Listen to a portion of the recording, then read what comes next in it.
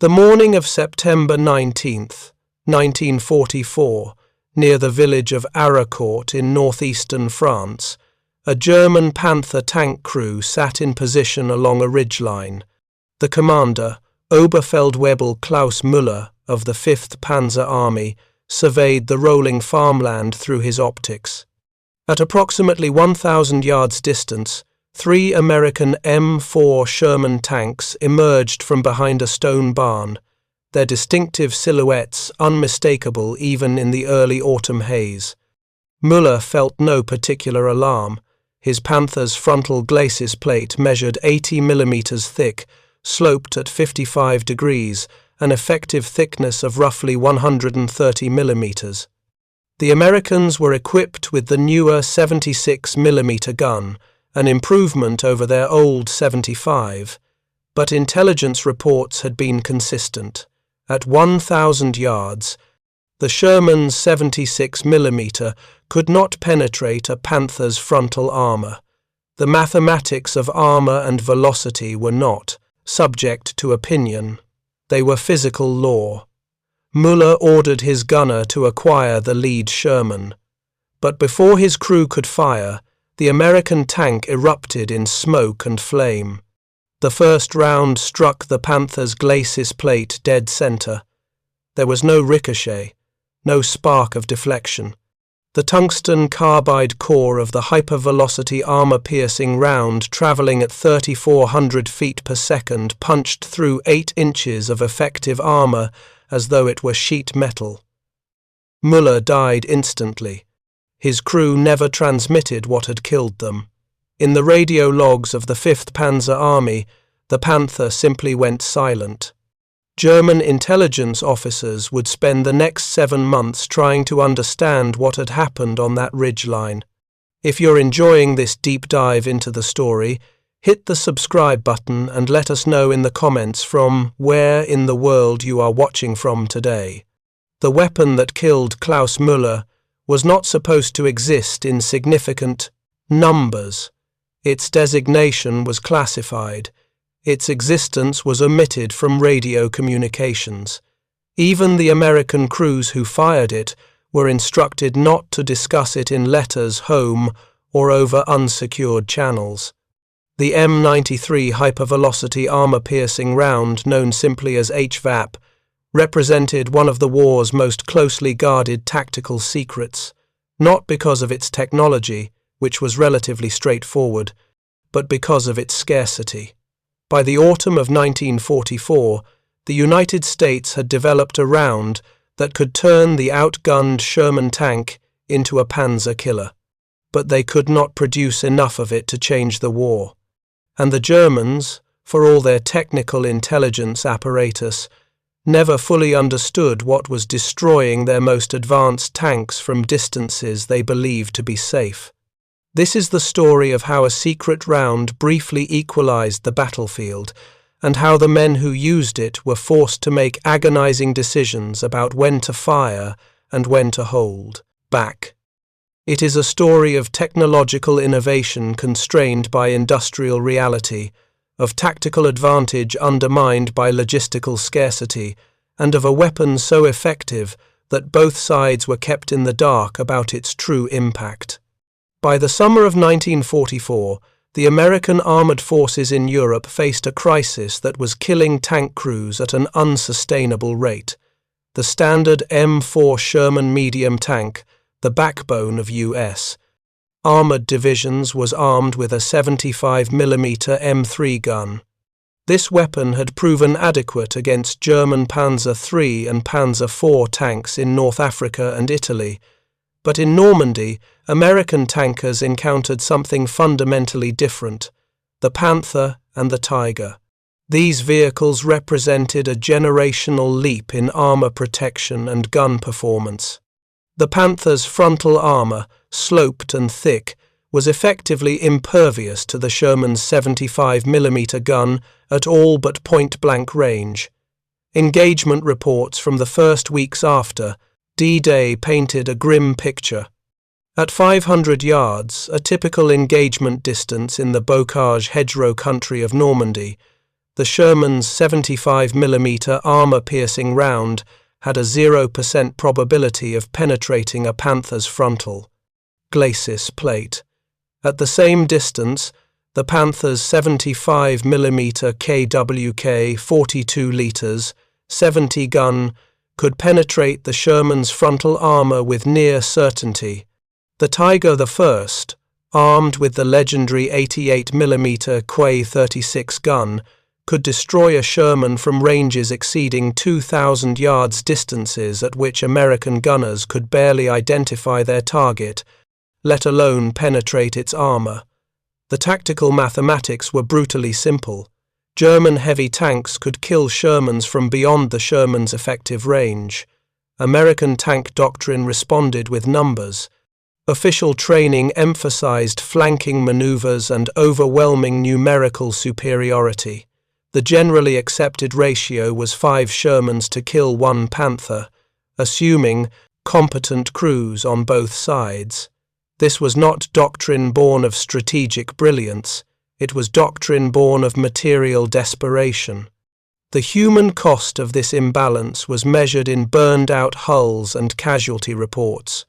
Sergeant Lafayette Poole, a tank commander in the 3rd Armored Division's 32nd Armor Regiment, watched 3 of his battalion's Shermans destroyed in a single afternoon engagement near Saint-Lô in mid-July. The pattern was identical in each case. American crews spotted a Panther in a defensive position, maneuvered for a shot, fired first, and watched their rounds ricochet off the German tank's armor. The Panther, now alerted and with the target acquired, returned fire. 3 Shermans burned. 15 men died or were wounded. The engagement lasted less than 2 minutes. Poole survived because his crew never got close enough to fire. This was not an isolated incident. It was the standard experience of American tankers in Normandy during the summer of 1944. The U.S. Army Ordnance Department had anticipated this problem, though perhaps not its severity. Development of an improved tank gun had begun as early as 1942, when reports from the Eastern Front began filtering back through intelligence channels, detailing the appearance of heavily armored Soviet and German tanks. The result was the 76mm M1 gun, a higher velocity weapon designed to replace the Sherman's original 75mm. Production of the M4A 176W began in January of 1944, and by June, the first of these improved Shermans were landing in France. Crews received them with cautious optimism. The 76mm gun was unquestionably more powerful than the 75. Its standard M62 armor-piercing capped round left the barrel at 2,600 feet per second, compared to 2,100 feet per second for the older gun. At 1,000 yards, the M62 could penetrate 92 millimeters of vertical armor plate. This was a significant improvement, but it was not enough. The Panther's glacis plate, angled at 55 degrees, presented an effective thickness of approximately 130 millimeters. The Tiger's frontal armor was 100 millimeters, vertical. Even the improved Sherman could not reliably penetrate these targets at combat ranges exceeding 500 yards. The crews who had traded in their 75mm Shermans for the new 76mm version discovered this reality in the same hedgerows where their predecessors had died. The gun was better, but better was not good enough. American tankers still needed numerical superiority, still needed to flank, still needed to accept casualties to kill a single heavy German tank. The tactical problem remained fundamentally unsolved. What the tank crews in France did not know, what they could not know, was that a solution already existed, sitting in ammunition depots in Normandy and in warehouses at the Raritan Arsenal in New Jersey. The solution was not a bigger gun. It was a different kind of bullet. The principle behind hypervelocity armor-piercing ammunition was not new. Engineers had understood for decades that armor penetration depended primarily on two factors: the hardness of the penetrator and the velocity at which it struck the target. A denser, harder projectile traveling at higher speed would penetrate more armor than a softer, slower one. The challenge was engineering. Conventional armor-piercing rounds were made of hardened steel. They were heavy. The heavier the projectile, the more energy required to accelerate it, and the more rapidly it decelerated in flight due to air resistance. There was a hard ceiling on how fast you could push a conventional steel projectile through a 76mm barrel. But what if you used a smaller, denser core? What if, instead of firing a full-caliber steel projectile, you fired a sub-caliber core made of tungsten carbide, one of the hardest substances available, wrapped in a lightweight aluminum jacket that fell away after leaving the barrel? The core would be smaller in diameter, lighter in mass, but dramatically denser and harder than steel. The same powder charge that pushed a conventional round to 2,600 feet per second could push this lighter projectile to 3,400 feet per second or more. At those velocities, even a smaller core could punch through armor that would defeat a conventional round. This was the theory behind the M93 hypervelocity armor-piercing round. Development had begun in 1943 under the designation T4. The design was mechanically straightforward: a tungsten carbide core measuring approximately 40 millimeters in diameter, wrapped in an aluminum sabot, a carrier sleeve that kept the sub-caliber core centered in the barrel and fell away in 4 petals shortly after the round left the muzzle. The round weighed significantly less than the standard M62, roughly 9 pounds compared to 15 pounds. Fired from the same 76mm M1 gun, the M93 achieved a muzzle velocity of 3,400 feet per second. The performance improvement was extraordinary. At 1,000 yards, the M62 could penetrate 92 millimeters of armor. The M93, at the same range, could penetrate 157 millimeters. Suddenly, the frontal armor of the Panther, 130 millimeters effective, was vulnerable. The Tiger's frontal plate was vulnerable. Even the Ferdinand tank destroyer, with its 200 millimeters of frontal armor, could be defeated at closer ranges. The 76mm Sherman, armed with HVAP, became theoretically capable of destroying any German armored vehicle from the front at ranges exceeding 1,000 yards. On paper, the tables had turned, but there was a problem, several problems in fact, each severe enough to prevent HVAP from becoming the standard ammunition for American tanks. The first problem was material.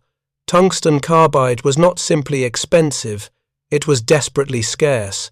The United States needed tungsten for machine tool bits, for industrial production, for the entire war economy. Every HVAP round consumed tungsten that could have been used to manufacture cutting tools for aircraft factories, for shipyards, for the production of everything else needed to fight a global war. The Ordnance Department faced an impossible choice: produce armor-piercing ammunition that could save tank crews, or produce machine tools that kept factories running. Both were essential. There was not enough tungsten for both. The second problem was accuracy. The lightweight core and the sabot design introduced variables that conventional rounds did not have. The aluminum petals of the sabot had to separate cleanly and symmetrically after leaving the barrel. Any imbalance caused the round to tumble or drift. Wind affected the lighter projectile more severely than a conventional round. Barrel wear, inevitable in combat conditions, degraded accuracy more rapidly with HVAP than with standard ammunition. Crews needed additional training to effectively employ the round, and even then, hit probability at maximum range was lower than with conventional ammunition. The round that could penetrate more armor was also more difficult to actually hit with. The third problem was cost. An M93 round cost approximately 10 times more to manufacture than an M62. In an industrial war where the United States was producing millions of rounds of tank ammunition, this multiplier was economically significant. The combination of material scarcity, manufacturing complexity, and cost meant that HVAP could never be produced in the quantities needed to supply every Sherman with a full combat load. The solution, imposed by the Ordnance Department in the summer of 1944, was rationing, severe rationing. The M93 was officially adopted in August of 1944 and classified as restricted ammunition. Distribution was tightly controlled. Each 76mm Sherman crew received, on average, between 4 and 8 HVAP rounds. Some units received more, many received less. A few received none at all, depending on supply priorities and the vagaries of logistics. For comparison, a standard Sherman combat load included 71 rounds of 76mm ammunition. HVAP represented less than 10% of a crew's available firepower. Crews were explicitly instructed to conserve HVAP for use against heavy armor only, Panthers, Tigers, Ferdinand, or Jagdpanther tank destroyers. The round was not to be wasted on soft targets, not to be used for ranging shots, not to be expended frivolously. Every HVAP round had to count. And there was one more restriction, stranger than the others. The ammunition's existence was classified. Crews were forbidden from discussing HVAP over the radio. Tank commanders were instructed not to mention it in letters home. Intelligence officers briefed units that the special ammunition's capabilities were not to be disclosed to anyone outside the immediate crew, not even to other American units. The reasoning was partly operational security preventing German intelligence from learning about the round, but also practical. The army did not want to create expectations it could not meet. If word spread that there was a round that could kill Panthers from the front, crews without access to it might take unnecessary risks. The secrecy was as much about managing morale as it was about denying information to the enemy. The result was one of the strangest tactical situations of the war. American tank crews possessed a weapon that could defeat the best German armor, but they had only a handful of shots. They could not talk about it. They could not request more of it. And every time they fired one of those precious rounds, they had to live with the question, should I have saved it for later? The first documented combat use of HVAP in the European theatre occurred in mid-August of 1944, as General George Patton's Third Army raced eastward across France in the wake of the Normandy breakout. Staff Sergeant Raymond Stutzman, a tank commander in Company B, 37th Tank Battalion, 4th Armoured Division, kept a detailed personal diary throughout his service. The diary was censored by Army intelligence after the war and not fully released until the late 1970s, when the classification on HVAP was finally lifted. Stutzman's entries provide one of the few first-hand accounts of how crews actually experienced the introduction of the secret round. August 12, 1944. Stutzman wrote, "Received special ammunition today. 4 rounds per tank. The lieutenant wouldn't tell us what makes it special, just said to save it for the big ones, Panthers and Tigers. The rounds look different. Lighter coloured shell casing, different markings. Weight feels off too, lighter than standard AP. We were told not to talk about it outside the crew. Strange business. Makes you wonder what we're shooting." 2 days later, on August 14th, near the town of Argentan, Stutzman's crew encountered their first Panther. The engagement was not supposed to happen. The 4th Armoured Division was conducting a rapid exploitation, driving deep behind disorganized German units fleeing the Falaise pocket. Enemy armor was expected to be minimal, but Wehrmacht units did not always retreat in the directions American intelligence anticipated. Stutzman's platoon, advancing along a farm road in a column formation, rounded a bend and found a Panther positioned hull down behind an earthen berm approximately 900 yards ahead. Standard doctrine in this situation was clear. Disperse, flank, use numerical superiority to engage from multiple angles. Panthers in defensive positions were deadly, and frontal engagements at range were to be avoided. But Stutzman's platoon was in column on a narrow road with hedgerows on both sides. There was no room to disperse quickly. The Panther's gun was already traversing toward them. Someone was going to die in the next 30 seconds unless the Panther died first.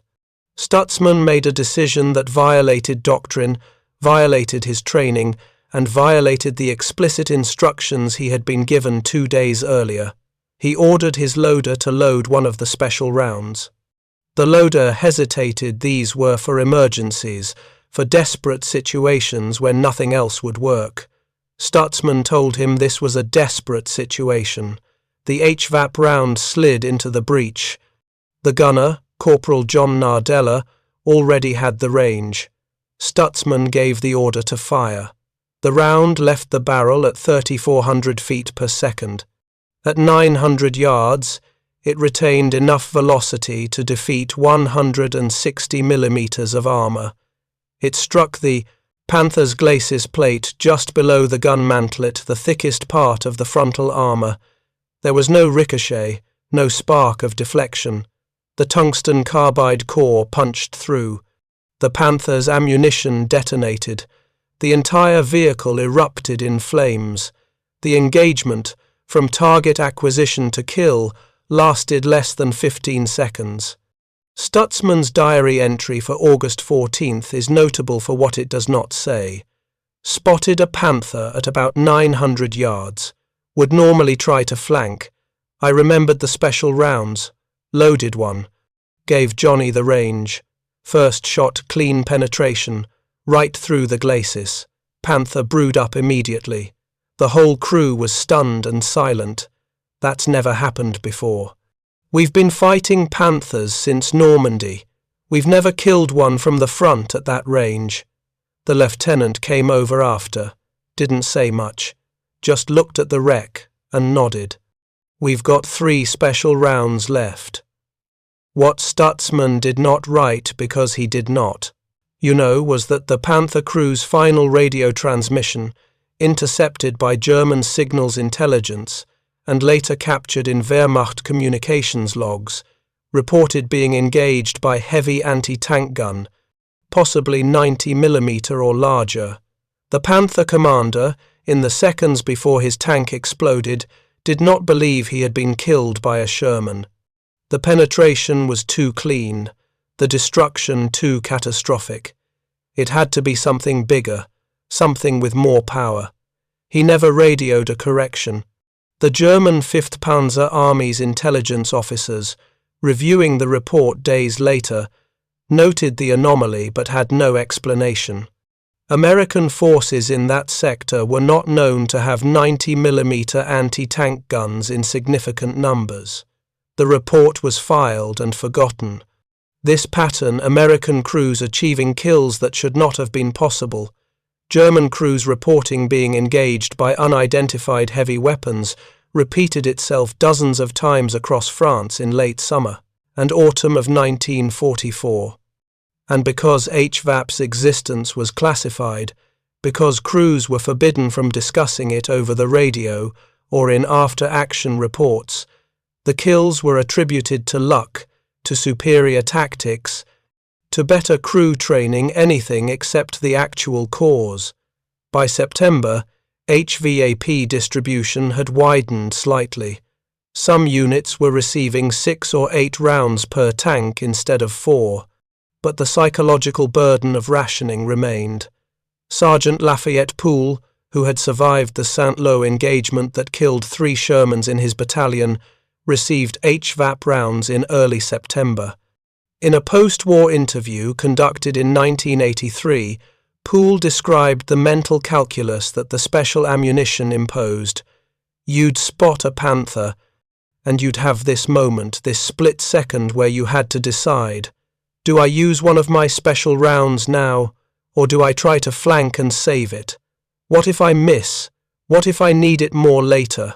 What if there's a tiger around the next corner? You're making a life or death decision, and you've only got 6 chances to make the right call, and every time you fired one, you'd feel it, that's 1 less. 5 left. 4 left. I've talked to guys who finished the war with special rounds still in their racks, unused. They were so afraid of wasting them that they never used them at all, even when it might have saved their lives. The scarcity messed with your head. The scarcity did not just affect individual decision-making, it affected unit tactics. Company commanders could not plan operations around HVAP because they did not know how many rounds their subordinate crews had left, and crews were reluctant to report their status because using up special ammunition might be interpreted as poor fire discipline. Platoon leaders could not coordinate HVAP employment across multiple tanks because radio discussion of the rounds was forbidden.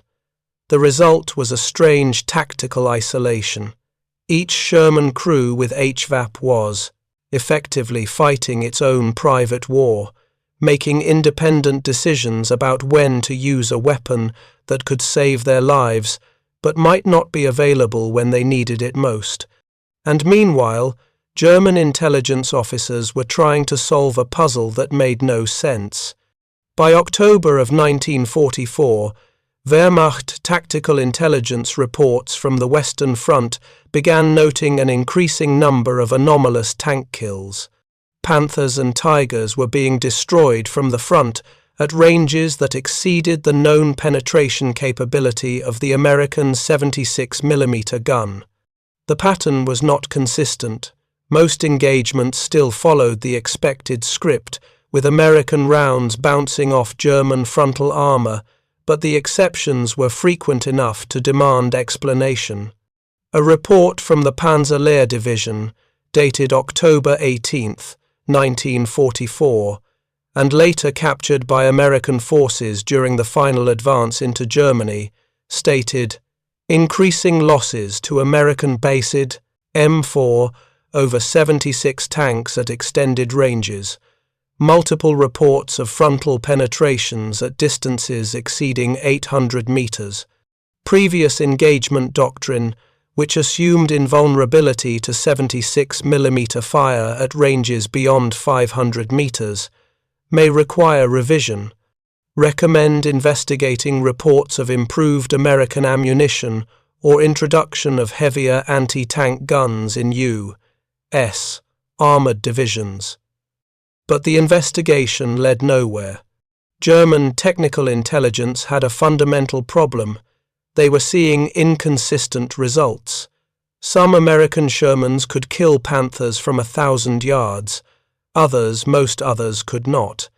If the Americans had developed improved ammunition, why wasn't it universal? If they had introduced heavier guns, why were most Shermans still using the standard 76mm? The data did not fit any coherent explanation. German crews began attributing the anomalous kills to lucky shots, to weak points in armor, to ammunition defects in their own tanks. Some speculated that the Americans had captured Soviet 85mm guns and were mounting them on Shermans, though no physical evidence of this ever materialized. SS Hauptsturmführer Ernst Bachmann, one of Germany's most successful Panther commanders with 82 confirmed kills, encountered the phenomenon personally in late October near the town of Le Neufbourg. Bachmann's account, recorded in multiple post-war interviews, is consistent. His Panther took a frontal hit at approximately 1,000 meters from what appeared to be a standard M4 Sherman. The round penetrated the glacis plate, something that should not have been possible at that range. The penetration did not destroy the tank. The tungsten core fragmented after breaching the armor and wounded Bachmann's radio operator but missed the ammunition stowage. Bachmann's crew evacuated the disabled Panther and examined the entry hole. It was smaller than expected, cleaner than a typical 76mm penetration. Bachmann reported the incident to his battalion commander, noting the unusual characteristics of the hit, but received no explanation. In a 1982 interview, 4 decades after the war, Bachmann reflected, "By late 1944, we started hearing stories from other crews. Panthers knocked out from the front at ranges we thought were safe. But then you'd fight 10 Shermans and all their rounds would bounce off your armor like always. We couldn't make sense of it. Some of us thought maybe the Americans had started using different steel in their shells, something harder. Others thought it was Russian guns. We knew they had the 85mm, and we thought maybe the Americans were importing them. But the penetrations looked wrong for that, too small. We never figured it out before the war ended. We just knew that sometimes, for reasons we didn't understand, a Sherman could kill you from a range where you thought you were safe. It made every engagement more dangerous. You couldn't rely on math anymore. This uncertainty, the inability to predict when an American tank might be truly dangerous, had tactical consequences. German doctrine had been built on the assumption of armor superiority. Panther and Tiger crews were trained to engage at maximum range, to use their gun and armor advantages to destroy enemy tanks before those tanks could effectively return fire. But if some Shermans could penetrate at extended range, that doctrine became riskier. German tank commanders began closing ranges faster, trying to achieve kills before the Americans could respond, which ironically negated some of their armor advantage. Others became more cautious, avoiding frontal engagements even when doctrine suggested they held the upper hand. The psychological impact of an unexplained threat was, in some ways, more damaging than the actual HVAP rounds themselves, and the Americans could not clarify the situation even if they had wanted to. The secrecy surrounding HVAP was not solely about denying intelligence to the enemy. It was also about managing the domestic, political, and military reality of scarcity. If the American public learned that a round existed that could save their sons' lives, but was not being produced in sufficient quantities, there would be uncomfortable questions about industrial priorities.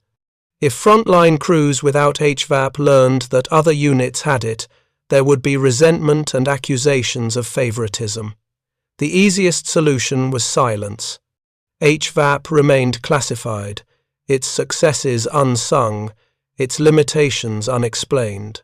By December of 1944, the situation became more acute.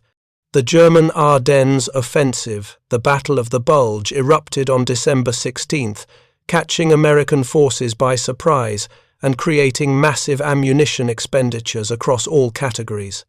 In the chaos of the battle, supply lines were disrupted, units were encircled, and ammunition distribution became erratic. HVAP, already scarce, became even more difficult to obtain. Some units that had been receiving 6 to 8 rounds per tank dropped to 2 or 3. Others received none for weeks. The 101st Airborne Division, encircled at Bastogne, had tank destroyer units equipped with 76mm guns, but received no HVAP resupply during the entire siege. They fought German armor with standard ammunition and accepted the casualties that came with it. Staff Sergeant Stutzmann's diary from late December captures the growing desperation. December 20th, down to 2 special rounds. Used one yesterday on a Panther near Bastogne perimeter missed. Loader was devastated. That's half our edge gone with one bad shot. Gunner's confidence is shaken.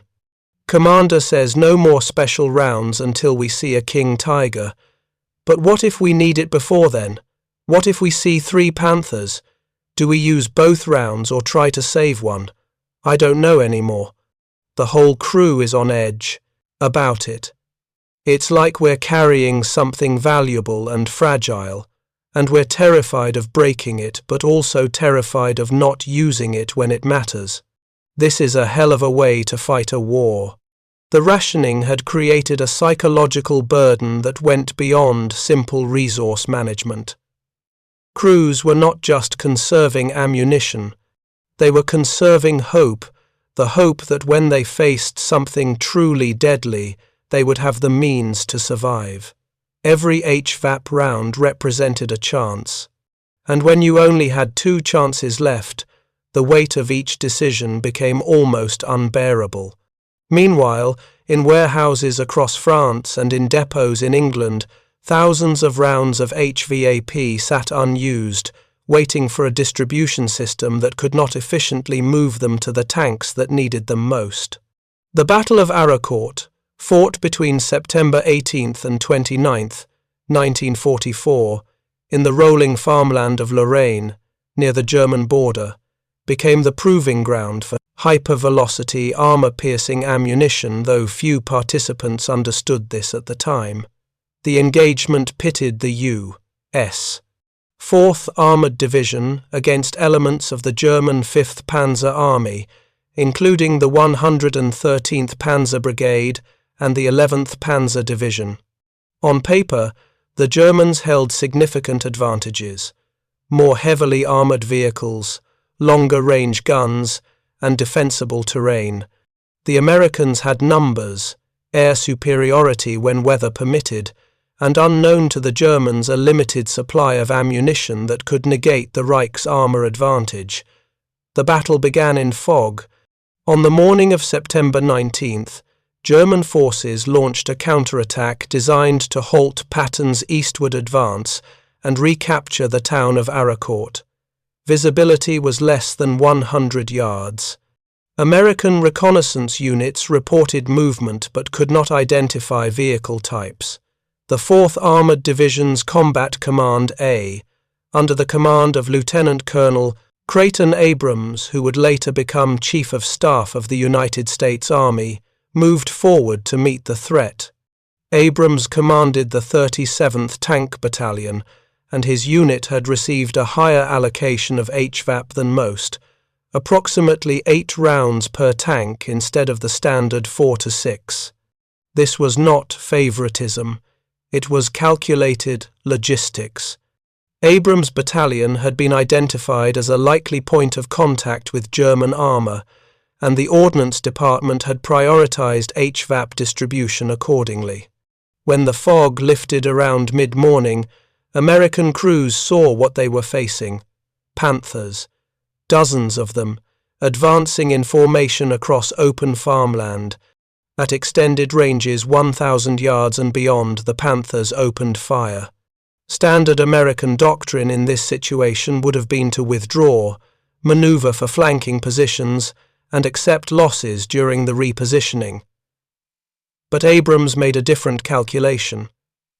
His crews had HVAP. The ranges were long but not impossible.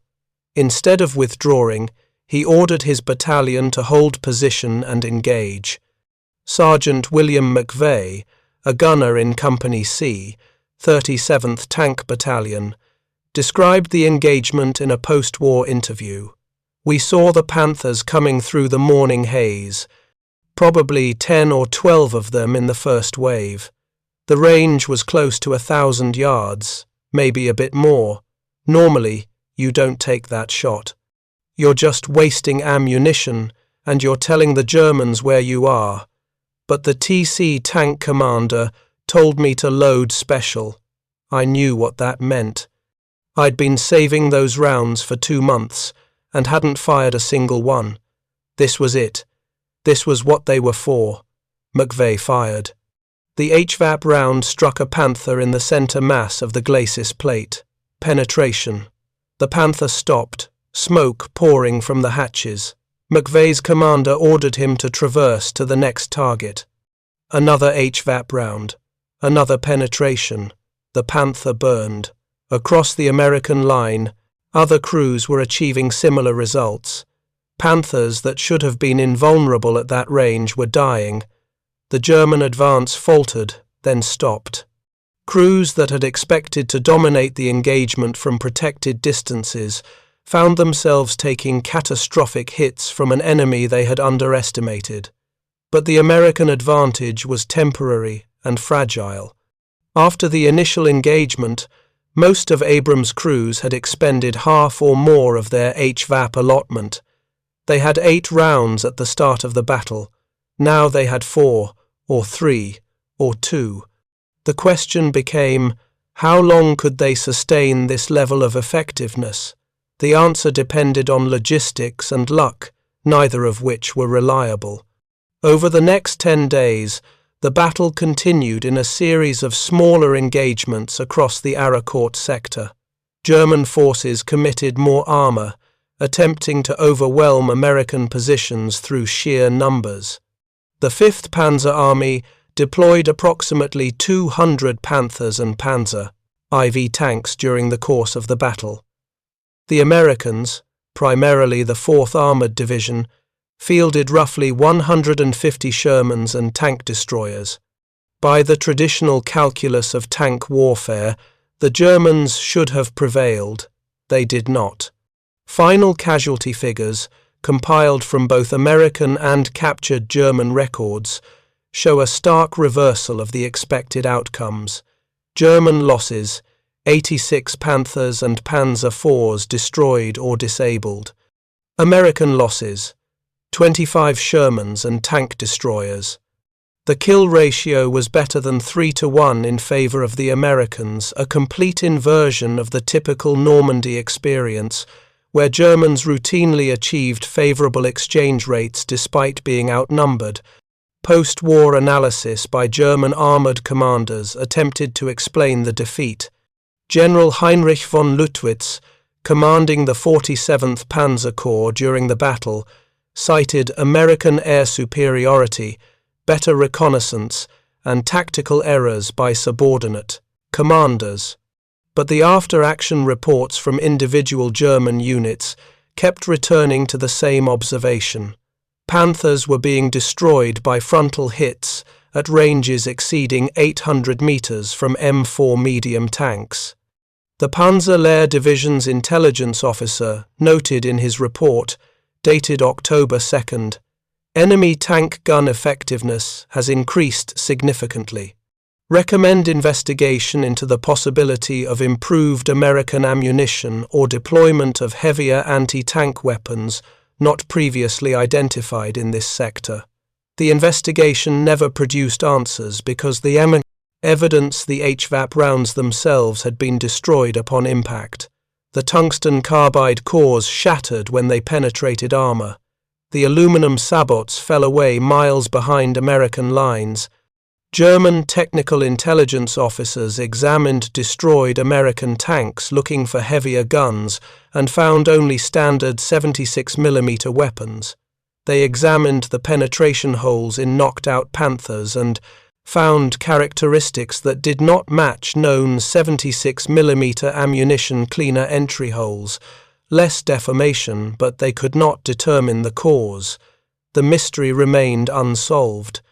Lieutenant Colonel Abrams filed an after-action report on October 1st, 1944. The report was classified and remained so until 1975. In it, Abrams wrote, "The M93 special ammunition proved decisive in multiple engagements during the Aracourt battle. Crews demonstrated markedly increased confidence when engaging superior German armor, knowing they possessed the means to penetrate at extended ranges. Ammunition expenditure was high average of 6 rounds per tank over 10 days of combat. Recommend increased allocation if production capacity allows." Current rationing levels are insufficient for sustained operations against heavy enemy armor. The Ordnance Department's response, dated October 15th, was brief. Increased allocation is not feasible given current tungsten carbide availability and competing industrial priorities. Maintain existing distribution levels. Emphasize continued conservation and employment discipline. If you find this story engaging, please take a moment to subscribe and enable notifications. It helps us continue producing in-depth content like this. Abrams' crews had won the Battle of Aracourt, but they had done so by expending most of their HVAP reserves. By early October, the 37th Tank Battalion's average HVAP inventory had dropped to 2 rounds per tank. Some crews had none. They had traded their secret advantage for a tactical victory, and now they faced the prospect of continuing the war with standard ammunition against an enemy that was not defeated, only temporarily pushed back. The German army was retreating toward the Siegfried Line and the Rhine, toward prepared defensive positions where armor advantages would matter even more, and the Americans were running out of the one round that had briefly to settlers equalized the battlefield. The winter of 1944 to 1945 brought the war to the borders of Germany itself, and with it came the most intense armoured combat of the Western European campaign. The German Ardennes offensive, launched on December 16th, threw American forces into chaos. 3 German armies, the 5th and 6th Panzer armies and the 7th Army, attacked through the forests of Belgium and Luxembourg with the objective of splitting the Allied forces and capturing the port of Antwerp. The offensive committed virtually every available German armoured reserve in the West, over 400 tanks and assault guns, including significant numbers of Panthers, Tigers, and the new King Tiger heavy tank, armed with an 88mm Quay 43 gun and protected by frontal armour up to 180mm thick.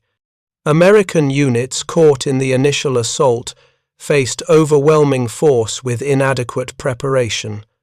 The 106th Infantry Division, positioned in the Schnee-Eifel sector, was effectively destroyed in the first 3 days.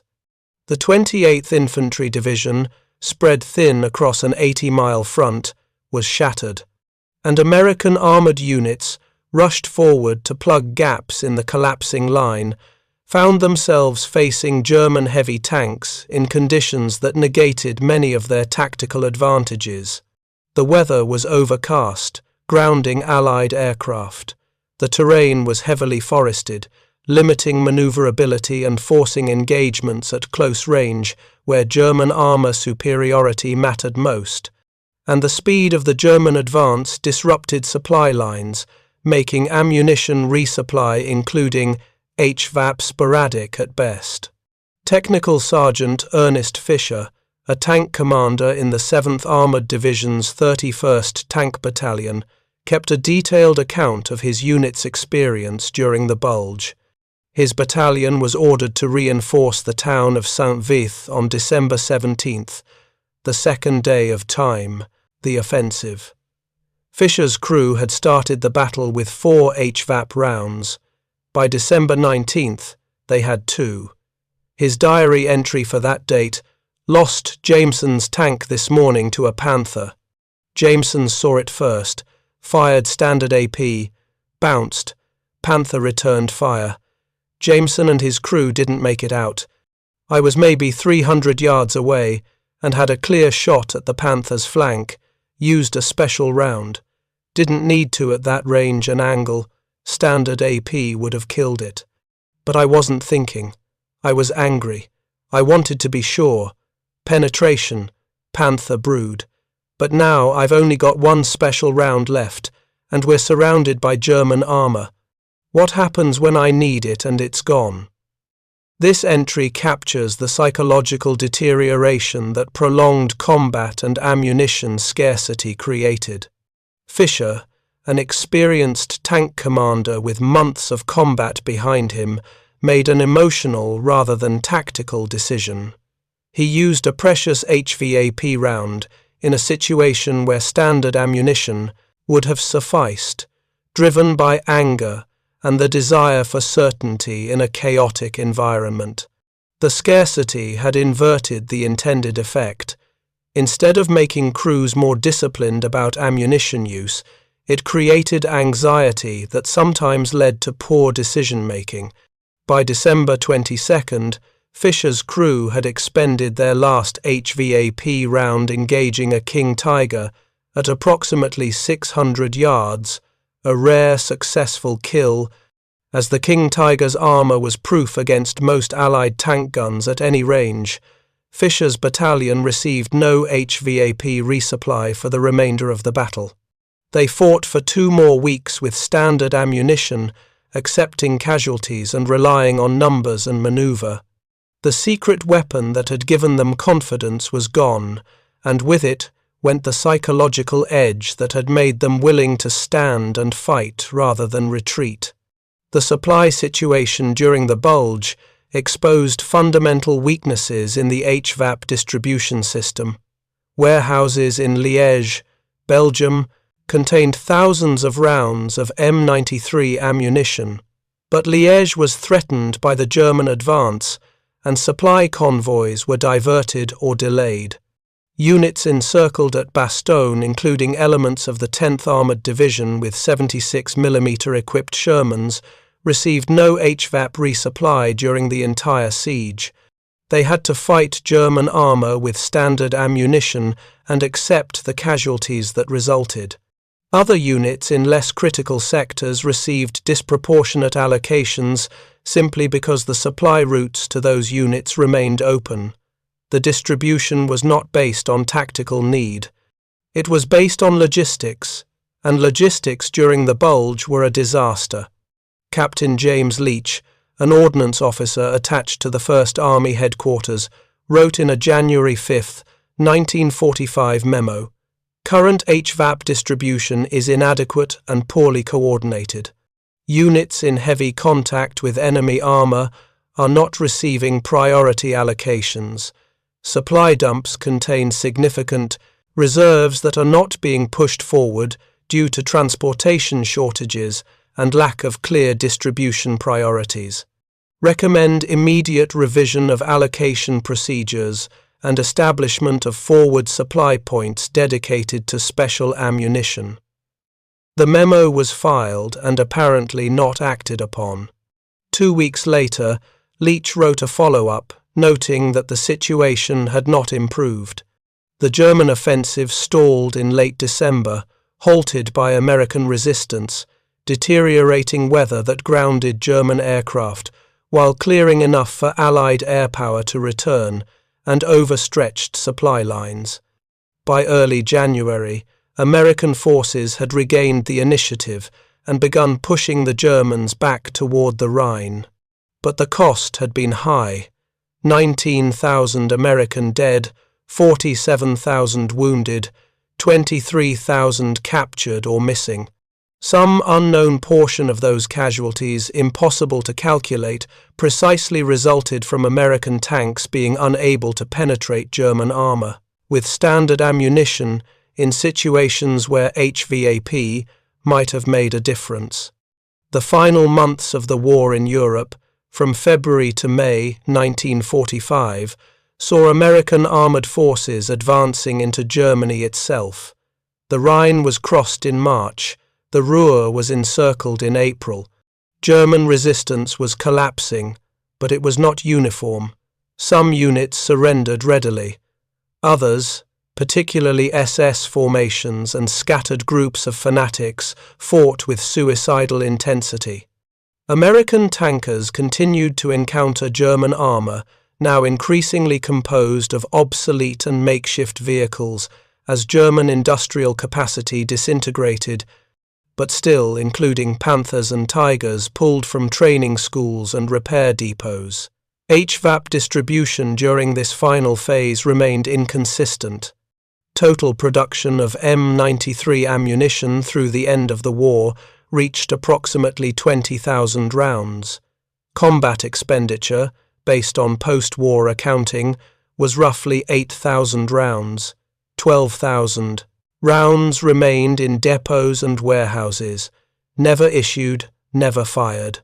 The reasons for this surplus are complex and reveal the dysfunction of the distribution system. Some rounds were shipped to European supply depots too late to be distributed before the war ended.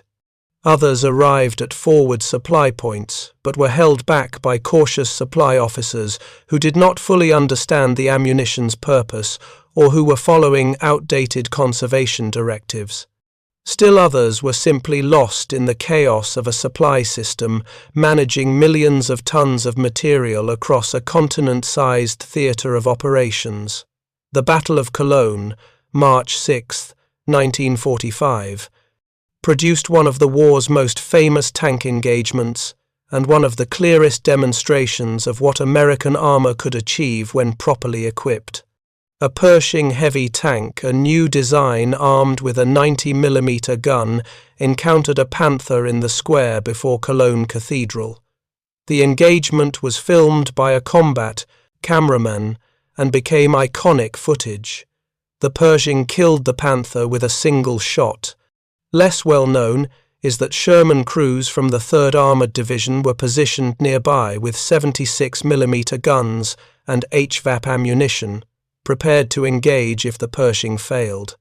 Sergeant Robert Early, commanding a Sherman from Company A, 33rd Armoured Regiment, was approximately 400 yards from the Panther when the Pershing engaged. Early had 2 HVAP rounds remaining in his ready rack, the last of his allocation, conserved since December. In a post-war interview, Early described his thinking. "We had the angle on that Panther. Clear shot at the side armour. I'd already told my gunner to load special, even though at that range and angle, standard AP would probably have done the job. But I was thinking, this is it. This is what we saved them for. All those times we held back, all those times we second-guessed ourselves, wondering if we should use one or save it. This was the moment. Then the Pershing fired, and the Panther exploded, and we didn't have to shoot. I remember feeling this strange mix of relief and regret, relief that we didn't have to risk a miss, regret that we still had these special rounds, and maybe we'd never use them, and all that conservation would have been for nothing." Early's crew finished the war with both HVAP rounds still in their ammunition rack, unfired. They had carried them through 6 months of combat, from the Siegfried Line to the heart of Germany, conserving them for an emergency that either never came or was resolved by someone else before they could act. This experience was not unique. Post-war surveys of Sherman crews found that a significant percentage, estimates range from 20 to 30%, finished the war with at least 1 HVAP round remaining, unused. The psychological burden of scarcity had created a hoarding instinct that sometimes prevented crews from employing the ammunition even when, tactically appropriate, Germany surrendered on May 8, 1945. The war in Europe ended, and in the aftermath, as the army began the massive task of documenting what had happened, a small group of ordnance officers started asking difficult questions about HVAP. Why had such an effective round been produced in such limited quantities? Why had distribution been so poor? What would have happened if production had been prioritized differently? The official U.S. Army analysis of HVAP effectiveness was completed in late 1945 and classified until the mid-1970s. The study, conducted by the Ordnance Department's Technical Intelligence Branch, examined combat reports, crew interviews, and captured German documents. The conclusions were sobering. In engagements where M93 HVAP was used against German heavy armour at ranges exceeding 700 yards, The kill probability was approximately 65%, more than double the 15 to 20% probability for standard M62 ammunition at the same ranges. In defensive positions where American crews could engage at extended ranges, HVAP allowed roughly parity between Shermans and Panthers, a dramatic shift from the 5-to-1 numerical advantage doctrine that had prevailed earlier in the war. The study's most striking conclusion was a hypothetical calculation. If every 76mm Sherman in the European theatre had been supplied with a standard combat load comprising 50% HVAP and 50% standard ammunition, a total of approximately 35 HVAP rounds per tank, estimated American tank losses would have been reduced by roughly 30%. The reasoning was straightforward. Crews with adequate HVAP supplies would have been more willing to engage German armour at extended ranges, rather than attempting close-range flanking manoeuvres that exposed them to fire. They would have had the confidence to hold defensive positions rather than retreating when faced with superior German tanks. The psychological impact of knowing they had the ammunition to fight effectively would have reduced the casualties caused by hesitation, by poor positioning, by desperate tactical gambles born of inadequacy. 30% of American tank losses in Europe equaled approximately 600 Sherman tanks destroyed. At an average crew size of 5, that represented 3,000 American lives, 3,000 men who might have survived if the industrial and logistical system had allocated resources differently. The limiting factor had not been technology. The round existed and worked as designed. It had not been tactical doctrine. Crews who received HVAP used it effectively.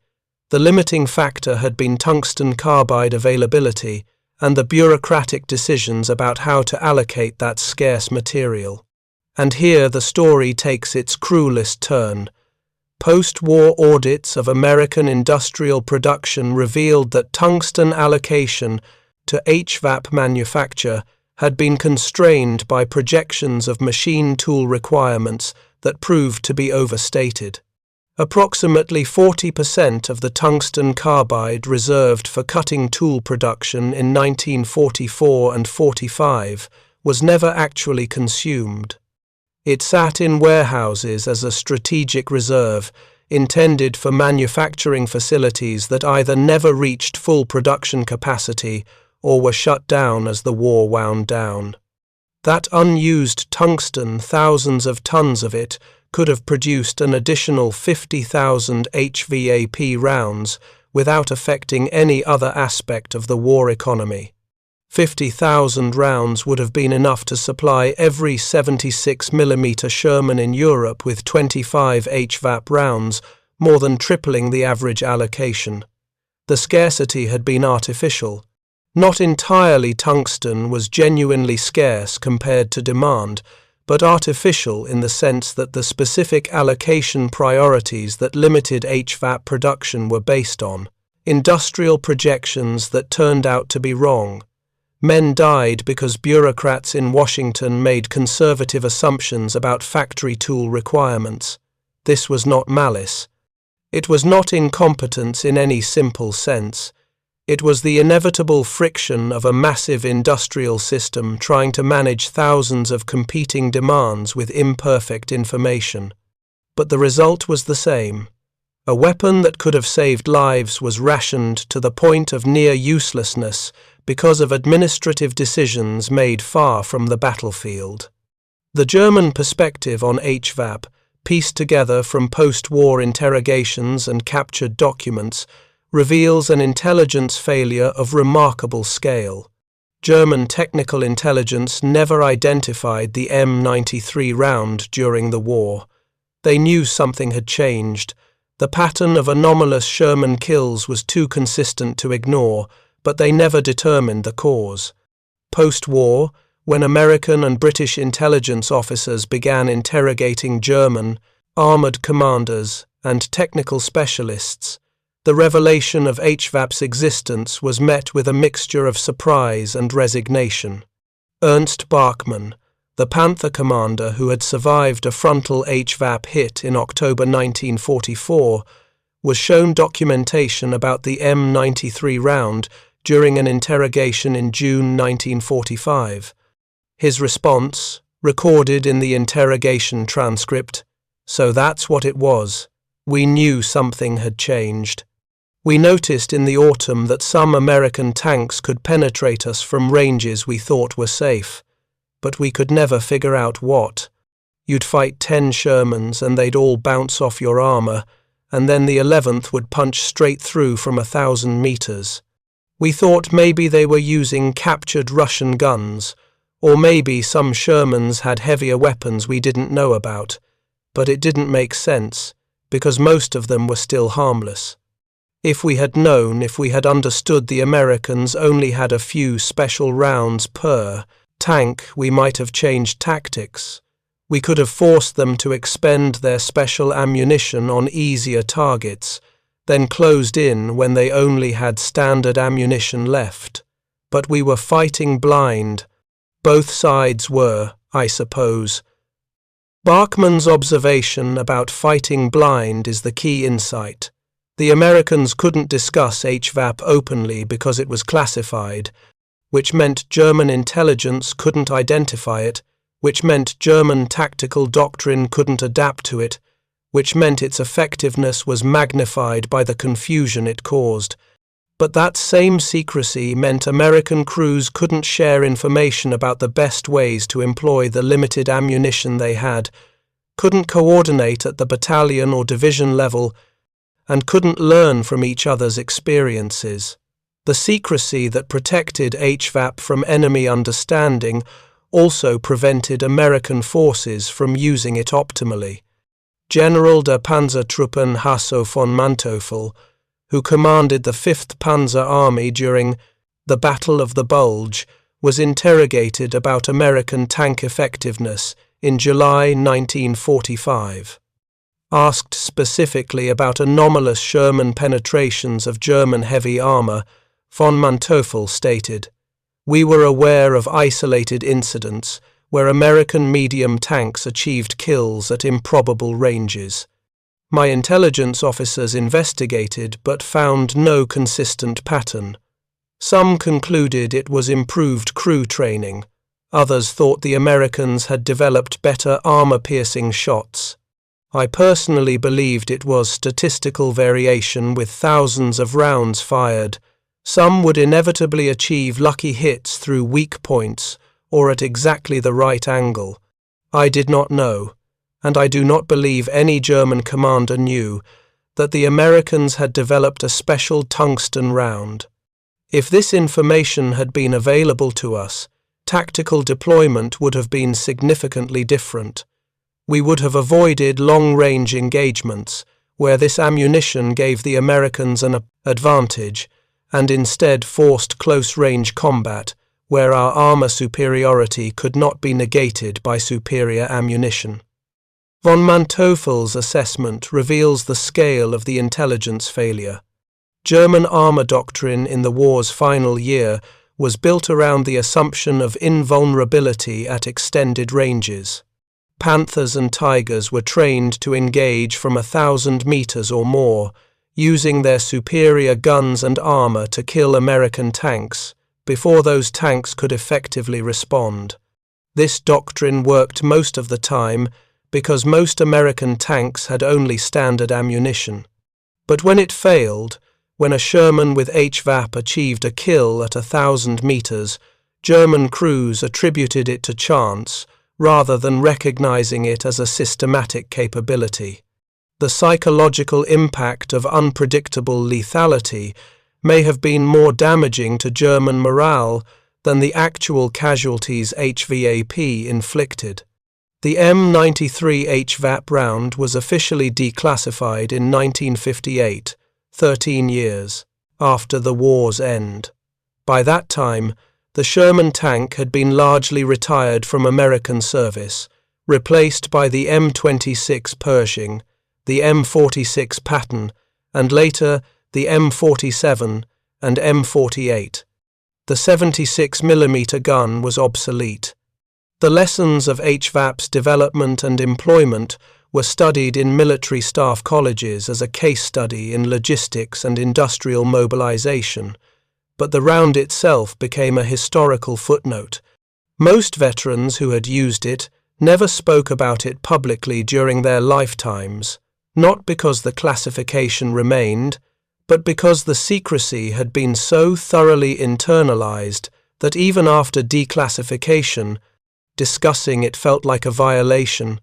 Lafayette Poole, the tank commander who had watched 3 Shermans burn at St. Lo and later received HVAP in time for the autumn campaigns, was killed in action on September 19, 1944, the same day the Battle of Aracourt began, when his Sherman struck a mine near Düsseldorf.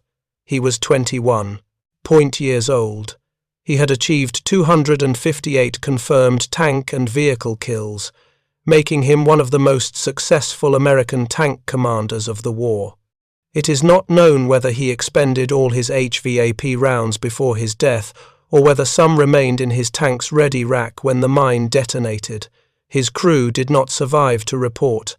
Raymond Stutzman, the sergeant whose diary provided detailed accounts of HVAP's introduction and early use, survived the war and returned to Iowa. He lived until 1997.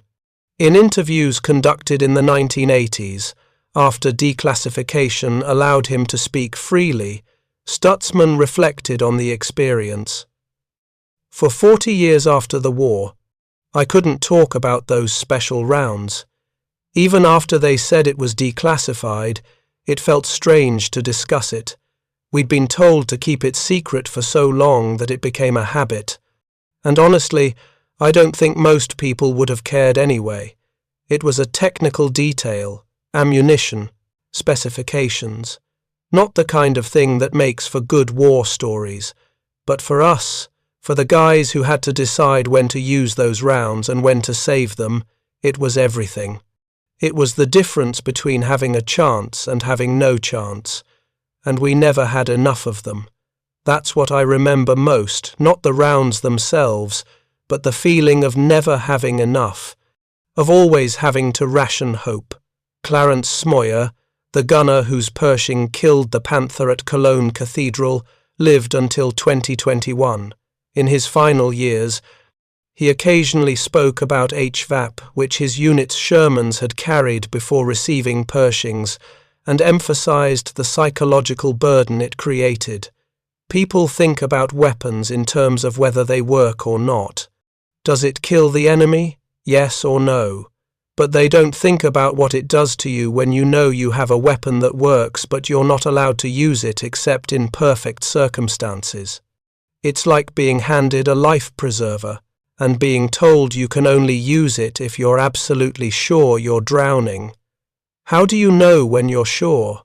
When is it desperate enough?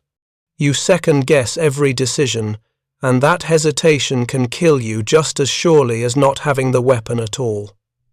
Today, an M93 HVAP round is displayed at the United States Army Ordnance Museum at Fort Gregg Adams, Virginia, formerly Aberdeen Proving Ground.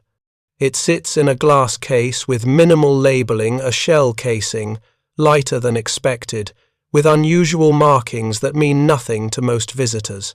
There is no placard explaining the tungsten carbide core, the 3,400 feet per second muzzle velocity, the 157mm penetration at 1,000 yards. There is no mention of the 4 to 8 rounds per tank, the classified status, the agonizing decisions about when to fire and when to hold back. Just a round that looks slightly different from the others in the display case, notable only to specialists who know what they're looking at. The story of HVAP is not a story of technical failure. The round worked as designed and exceeded expectations when employed. It is not a story of tactical incompetence. Crews who received adequate supplies used it effectively and achieved results that would have been impossible with standard ammunition. It is a story of systemic failure, the failure of an industrial and logistical system to prioritize a weapon that could have saved thousands of lives, constrained by bureaucratic allocations of scarce resources based on projections that turned out to be wrong. And it is a story of secrecy's cost. The classification that protected HVAP from German intelligence also prevented American forces from learning how to use it optimally, from coordinating its employment at scale, from building tactical doctrine around its capabilities. The silence that kept the weapon secret from the enemy also kept it secret from the men whose lives depended on it, who hoarded their few rounds in desperate hope, who sometimes died with unused HVAP, still in their racks because they were waiting for an emergency more desperate than the one that killed them. Wars are decided by logistics as much as by courage or technology. The best weapon in the world is worthless if it cannot be produced in adequate quantities, distributed efficiently to the units that need it, and employed with confidence born of sufficient supply. HVAP failed on all three counts not because it didn't work, but because the system surrounding it could not deliver what the battlefield required. 3,000 men might have lived if the tungsten had been allocated differently, if the production priorities had been set with better information, if the distribution system had functioned more efficiently, if the secrecy had been managed more carefully. 3,000 men whose names are recorded on casualty lists, whose families received telegrams, whose crews watched them burn, whose potential futures were traded for machine tool reserves that sat unused in warehouses while the war ground to its conclusion. The round that could have changed everything changed very little because there were never enough of them, and the men who needed them most spent the war rationing hope. Thank you for watching. For more detailed historical breakdowns, check out the other videos on your screen now and don't forget to subscribe.